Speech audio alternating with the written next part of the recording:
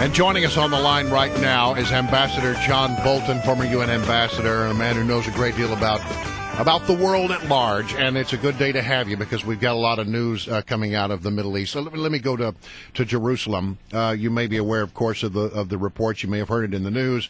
4 Israeli worshippers are dead, 8 people wounded, including some police officers who responded to the scene as 2 attackers enter a synagogue in Jerusalem armed with guns, axes, and knives, and start attacking the worshipers. Police arrive on the scene a short time later, and there's a gun battle, and the 2 attackers are killed. Your thoughts?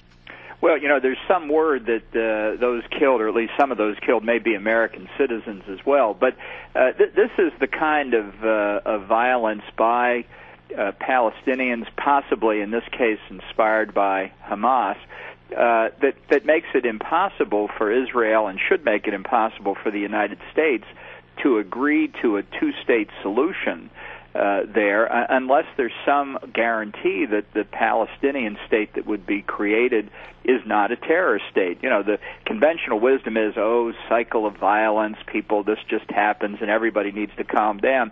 There is no excuse, I don't care what the provocation, to kill innocent civilians. And, until people dispense with the moral equivalence theory that's inherent in the cycle of violence narrative. That is to say, it doesn't matter whether you're defending law and order or whether you're committing a terrorist attack, all violence is the same. Unless you get past that, then we never really will have a solution in the Middle East. Yeah, and let's talk about that moral equivalence, because here's the smoking gun. Abbas, President Abbas of the Palestinian Authority, released a statement where he condemned the killing, but then immediately said, demands an end to the ongoing incursions into the Al-Aqsa Mosque and the provocative acts by Israeli settlers, as well as incitement by some Israeli ministers. In other words, the Jews were asking for it. Yeah, and this is what I think a lot of the propaganda from radicals in the Middle East put out. It's certainly the conventional wisdom in Europe, and I think it's the conventional wisdom in the Obama administration. That's why the administration's policy toward Israel has been so hostile for the last 6 years. In a world where there are all kinds of threats emanating from the Middle East, Iran's nuclear weapons program, ISIS creating a new state, the administration has acted for 6 years as if the biggest threat to international peace and security there is Israel building apartments in East Jerusalem. All right, so what should the United States do in a situation like this? Well, I think we have to abandon the idea that you can create, that there is a 2-state solution. I think it's been a misguided effort for a long time. I think what we ought to do is go to what I call a 3-state solution. Give the Gaza Strip back to Egypt under a military government. They'll know what to do with Hamas, which is essentially a subsidiary of the Muslim Brotherhood. And however the West Bank is divided up, give Jordan sovereignty over whatever part Israel agrees to give back. I understand that's a very unpopular solution in Egypt and Jordan because they don't want the Palestinian problem either. Right. But ultimately, the notion of a Palestinian state, I think, is fundamentally flawed. It will never work economically or politically. And I think pursuing it as we continue to do in a very obsessive fashion is it's a prescription for never solving the problem. Ambassador John Bolton is our guest. And Ambassador, ABC News is now confirming that 3 of the dead in this horrific attack are, in fact, American citizens. How does this change the strategy for Secretary of State John Kerry and President Obama? Well, I'm afraid, unfortunately, it won't change it at all because they have determined in many respects that Israel is the problem.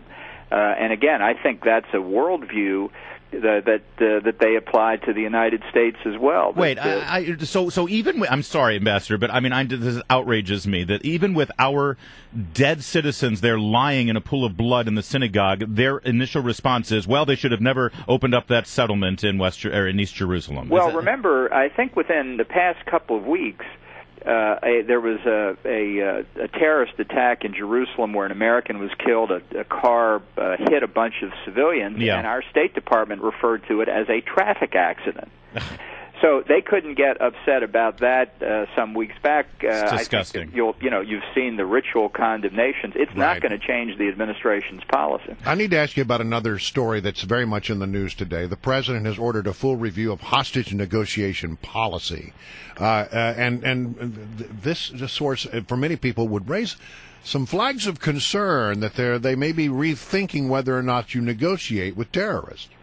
Well, I've seen that report. It's a little bit unclear exactly what the review will amount to, but I agree if they're now moving in the direction of negotiation, I think that's just an invitation for more hostage taking. I think that's clear. If they're talking about the government handling the families of hostages or victims of terrorist attacks in a more compassionate way, then I think it's well worth doing, because I don't think the government, the bureaucracy, performs well in those circumstances. But it would be a terrible signal for Americans all over the world if the hostages thought that the market was open, and because the price of the hostages would just go up. Yeah.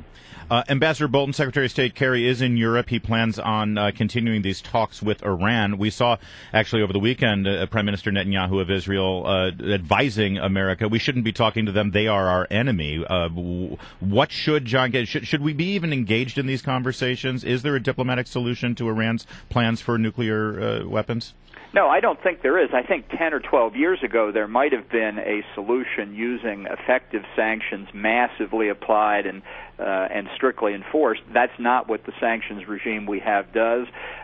General James Clapper, the Director of National Intelligence, testified earlier this year that the sanctions had not affected the nuclear program in Iran, and I think that, from what we've heard from vigorous administration leaks over the past year, is that the kind of deal they're talking about will simply legitimize the Ayatollah's regime and legitimize their uranium enrichment capability, which is the key factor in getting to nuclear weapons. I think this deal is a debacle.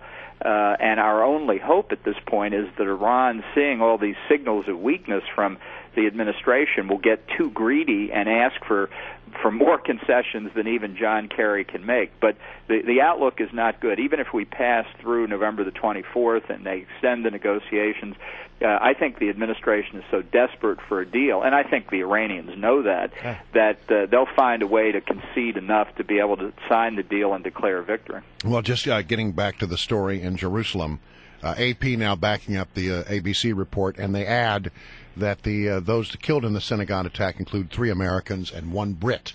So it would appear this was an attack against Westerners.